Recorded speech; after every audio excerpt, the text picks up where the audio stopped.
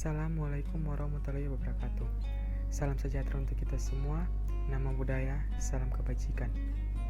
Perkenalkan, nama saya Abi Luhut Gersinia Mangustana Mateos, stambuk A2210119, Prodi Pendidikan Biologi, jurusan Keguruan dan Ilmu Pendidikan.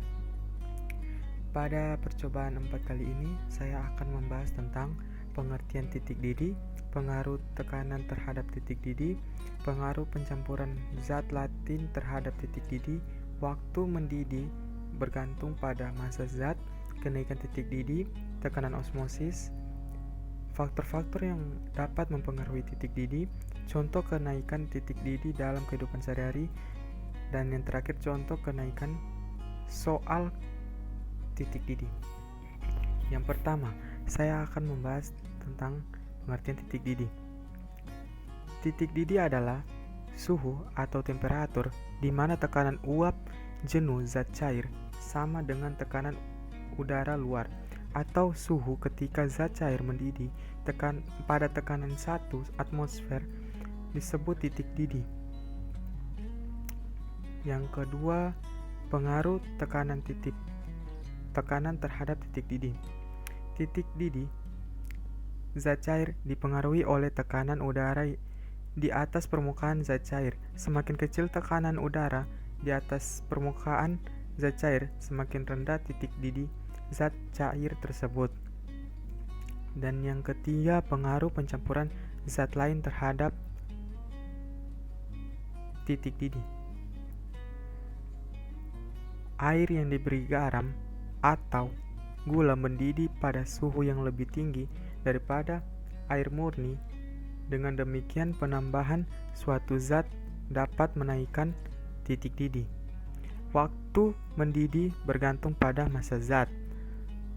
Sebuah bejana diisi air hingga penuh, sedangkan bejana yang diisi air sampai setengah bagian bejana. Kemudian, kedua bejana tersebut dipanaskan dengan penambahan kalor yang sama. Air dalam bejana mana yang lebih dapat cepat mendidih? Pada proses pendidihan suatu zat cair, jumlah massa zat cair turut menentukan waktu untuk mencapai titik didih. Semakin besar massa zat cair, waktu yang diperlukan untuk mencapai titik didih, dan semakin terjadinya penguapan akan semakin lama. Saya akan menjelaskan tentang kenaikan titik didih. Contohnya itu seperti pada saat air mendidih dan mie dimasukkan, ternyata air menjadi tidak mendidih dan memerlukan pemanasan yang lebih agar mie matang dan kuah mie mendidih. Hal itu disebabkan terjadi karena kenaikan titik didih dan titik didih air 100 derajat Celcius menjadi titik didih campuran air dan mie. Perubahan dari titik didih air menjadi titik didih campuran inilah yang disebut dengan kenaikan titik didih. Selanjutnya saya akan menjelaskan apa itu tekanan osmosis.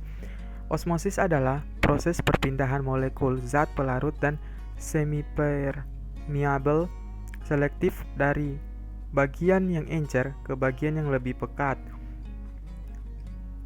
Dan faktor-faktor yang dapat mempengaruhi titik didih.